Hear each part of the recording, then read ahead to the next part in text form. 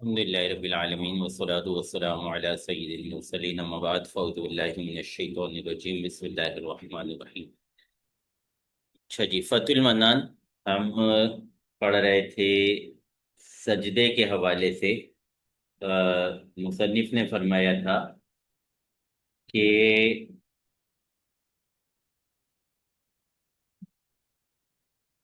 چار مقامات ہیں جن کے بارے میں گفتگو ہوگی، جن کے بارے میں بحث ہوگی۔ چوتھا مقام بیان کرتے ہیں رافعھا الکلام فی جلسۃ الاستراحتی، دو سجدوں کے درمیان جو جلسہ استراحت ہوتا ہے اس کے بارے میں کلام کا اختلاف فیہا، اس میں اختلاف کیا ہے۔ فعندنا، ہمارے نزدیک، اذا کان المصلی فی وتر من صلاۃ، جب نماز پڑھنے والا نماز میں سے وطر میں ہو، طاق میں ہو، بھی ان رفع رأسہ فی الرکعۃ الاولی، اس طرح کہ اس نے اپنا سر پہلی رکعت سے اٹھایا، پہلی رکعت کے سجدے سے اٹھایا، والثالثۃ، اور تیسری رکعت کے سجدے سے اٹھایا، اعتمد علی فخذیہ، تو وہ اپنے گھٹنوں پر سہارا لے گا، واستوى قائما علی صدور قدمیہ، اور اپنے قدموں کے سینے پر، اپنے قدموں کے درمیان پر درست کھڑا ہو جائے گا، ولا یقعد، اس سجدے اور قیام کے درمیان بیٹھے گا نہیں، ولا یعتمد بیدیہ علی الارض، اور نہ ہی زمین پر اپنے ہاتھوں سے سہارا لے گا، الا ان یشق ذلک علیہ، مگر یہ کہ اس پر یہ ڈائریکٹ اٹھنا، ڈائریکٹ کھڑا ہونا مشقت کا باعث ہوتا ہو، دشوار ہوتا ہو۔ فیعتمد بالارض ویقومون، تو اگر دشواری ہے، اگر کوئی عذر ہے، اگر کوئی بیماری ہے، تو پھر یہ زمین سے سہارا لے گا اور کھڑا ہو جائے گا۔ وَكَذَلِكَ قَالَ فِي رِسَالَةِ ابن ابی زید، اسی طرح فرمایا ہے رسالہ ابن ابی زید میں، فی مذہبی مالک، امام مالک رحمت اللہ تعالی علیہ کے مذہب کے بارے میں، ثم تقوم من الارض معتمدا علی یدیک، کہ پھر زمین سے کھڑا ہوگا اپنے ہاتھوں پر سہارا لیتے ہوئے، لا ترجع جالسا، بیٹھنے کی طرف نہیں لوٹے گا، لتقوم من الجلوس،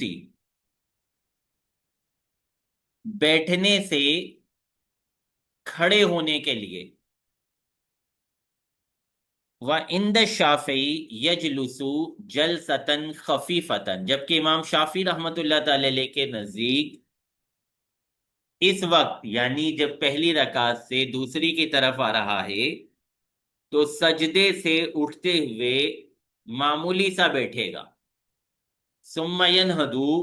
معتمدا علی الارض، پھر زمین پر سہارا لیتے ہوئے اٹھے گا، کل عاجنی، جیسا کہ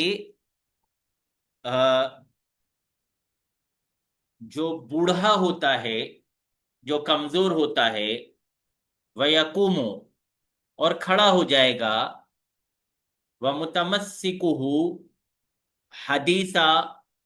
مالک بن حویرث رضی اللہ تعالیٰ عنہ، امام شافعی رحمت اللہ تعالی علیہ کی دلیل مالک بن حویرث رضی اللہ تعالیٰ عنہ کی حدیث ہے، فی صفتی صلاۃ النبی صلی اللہ علیہ وسلم، نبی کریم صلی اللہ علیہ وسلم کی نماز کی کیفیت کے بارے میں، انہو اذا کانا فی وطری من صلاتہ، اس میں یہ بیان ہوا کہ جب اپنی نماز کے تاک عدد میں تھے، جب نبی کریم صلی اللہ علیہ وسلم اپنی نماز کے وطر میں تھے، تاک عدد میں تھے، تو لم ینہد حتی یستوی قائدا، اٹھے نہیں یہاں تک کہ برابر بیٹھ گئے۔ وفی روایت، ایک روایت میں الفاظ یوں ہیں، لما رفع رأسہ من السجدۃ الثانیۃ جلسا، رسول کریم صلی اللہ علیہ وسلم جب دوسرے سجدے سے جب آپ نے اپنا سر اٹھایا تو بیٹھ گئے، ثم اعتمد علی الارض، پھر آپ نے زمین پر سہارا لیا۔ رواہ البخاری و ابو داود و ترمذی و النسائی۔ قال فی الحاوی، حاوی للفتاوی میں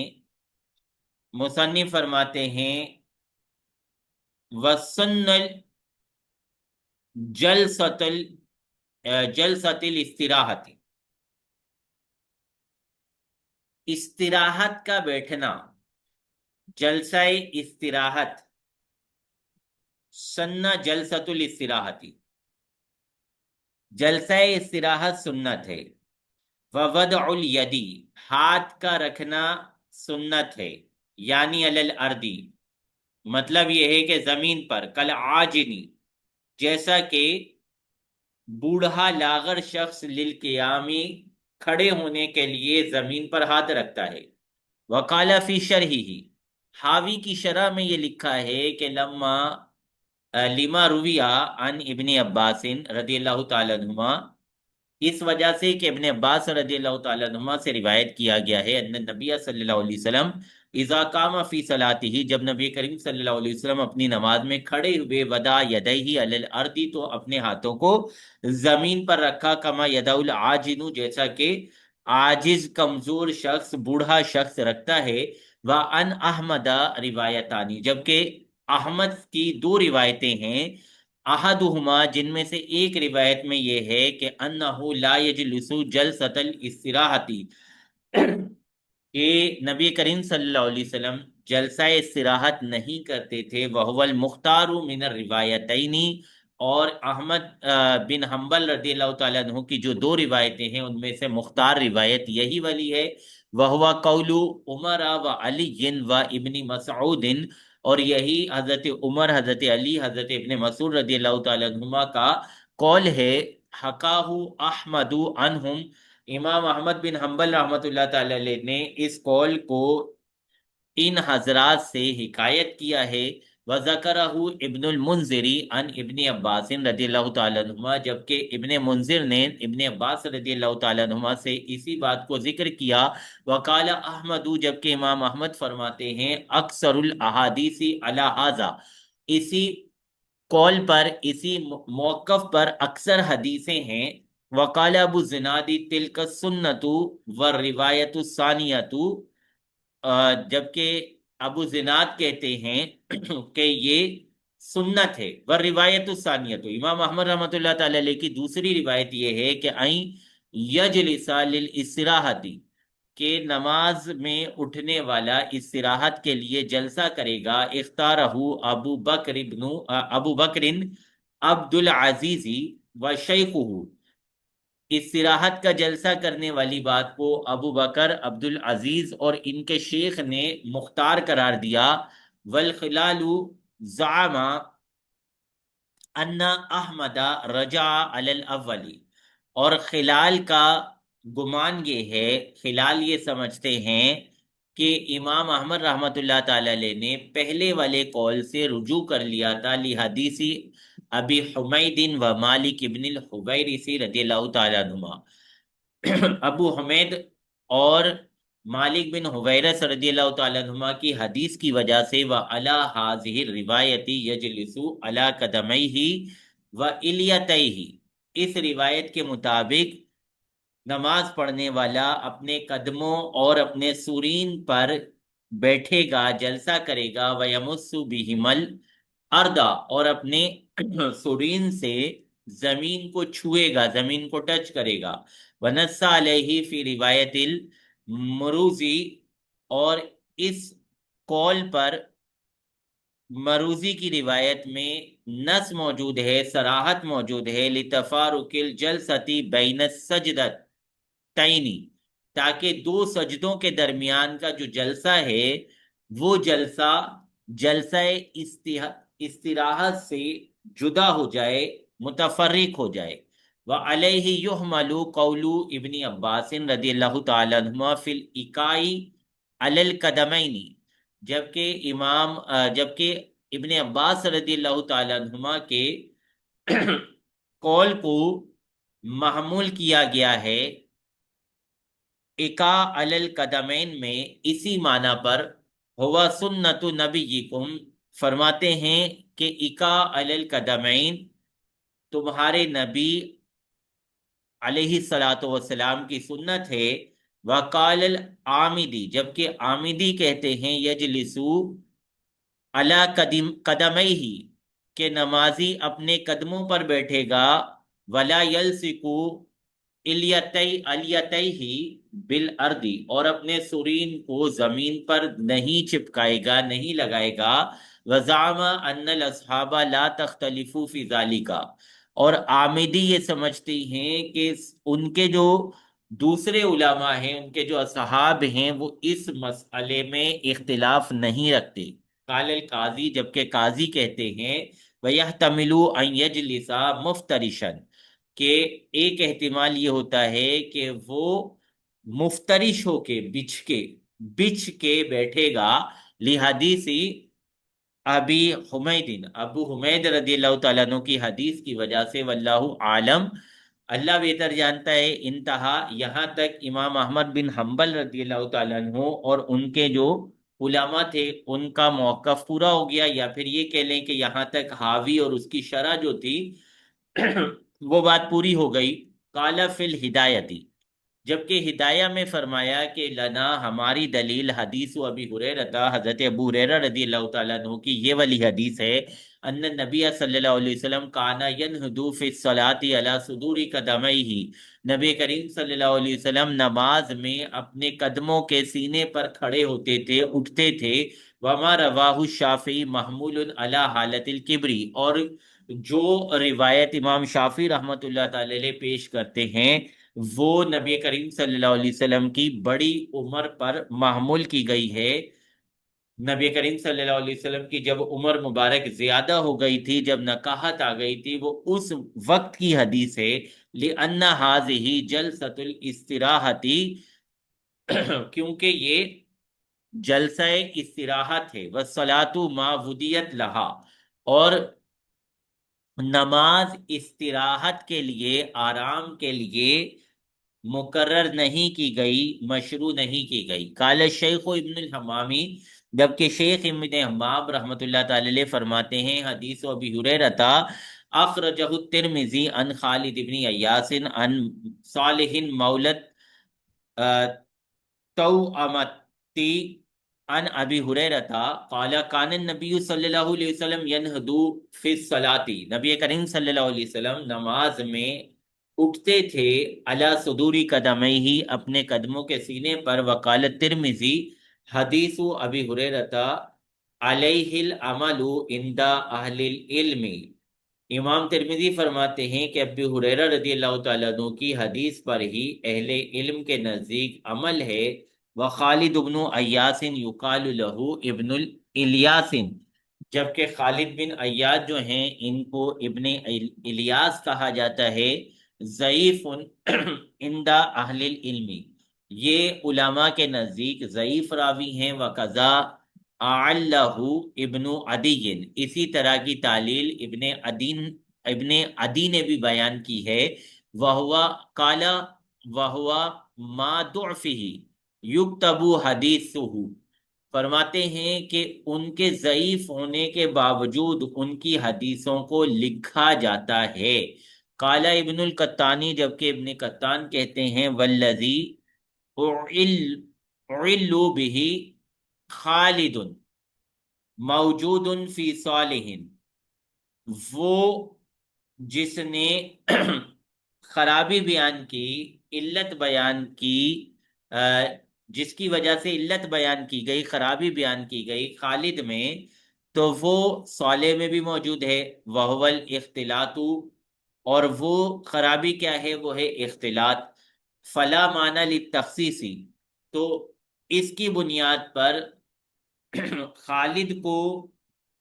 ضعیف قرار دینا، خالد کے ساتھ ضعف کی تخصیص کرنا، اس کا کوئی مطلب نہیں بنتا انتہا بالمعنی۔ وقول الترمذی، جبکہ امام ترمذی رحمۃ اللہ تعالی علیہ کا یہ جو قول ہے، العمل علیہ عند اہل العلم، کہ اہل علم کے نزدیک اسی حدیث پر عمل ہے، یقتدی، یہ تقاضا کرتا ہے، قوت اصلی ہی، اس حدیث کے اصل کے قوی ہونے کا، و ان ضعفا خصوص حاذت طریقی، اگرچہ یہ جو سند ہے خصوصیت کے ساتھ یہ سند ضعیف ہو۔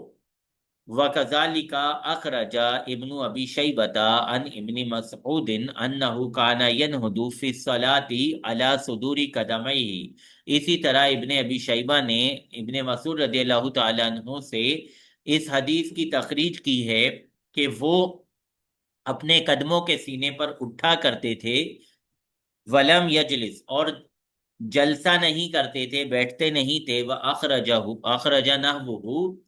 عن علی رضی اللہ تعالیٰ عنہ، اور اسی کے جیسا عمل جو ہے تخریج کیا حضرت علی رضی اللہ تعالیٰ عنہ سے بھی، وَكَذَلِكَ عن ابن عمر و ابن زبیر، اور اسی طرح ابن عمر اور ابن زبیر رضی اللہ تعالیٰ عنہ مجمعین سے بھی، وعن عمر وقضا عن عمر، اور حضرت عمر رضی اللہ تعالیٰ عنہ سے بھی، اخرجا عن الشعبی، شعبی سے اس بات کی تخریج ہے کہ کانا عمر و علی و اصحاب النبی صلی اللہ علیہ وسلم ینہدون فی الصلاۃ علی صدور اقدامہم، کہ حضرت عمر، حضرت علی اور نبی کریم صلی اللہ علیہ وسلم کے صحابہ علیہم الرضوان نماز میں اپنے قدموں کے سینے پر اٹھتے تھے۔ وَأَخْرَجَ عَنِ النُّعْمَانِ بْنِ أَبِي عَيَّاشٍ ادرکت غیر واحد من اصحاب النبی صلی اللہ علیہ وسلم، نعمان بن ابو عیاش سے یہ تخریج ہے، وہ فرماتے ہیں کہ میں